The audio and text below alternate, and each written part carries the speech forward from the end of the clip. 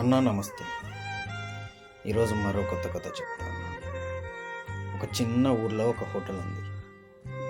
ఆ హోటల్లో ఒక డబ్బు లేని మనిషి ఒక ₹2.50 భోజనం చేయడానికి వెళ్తాడు.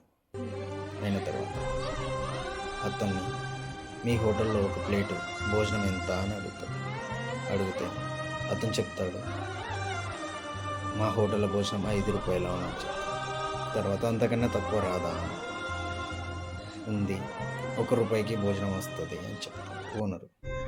సరే ₹1 భోజనం ఇవ్వు అని తీసుకొని ₹1 భోజనం తింటాడు.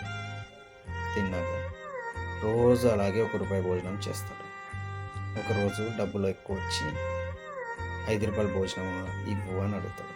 ₹5 భోజనం పోతే ₹1 భోజనమే ₹5 భోజనం అతనికి తెలియదు. కానీ అప్పుడు అతను ఏమని అడుగుతాడంటే, నాకెందుకు ₹1 భోజనం పెడుతున్నాను, నేను ₹5 భోజనం కదా నేను అడిగినది అని.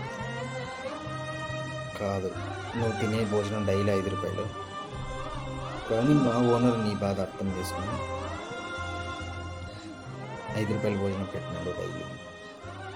అలాగే మన జీవితంలో కూడా అంతే.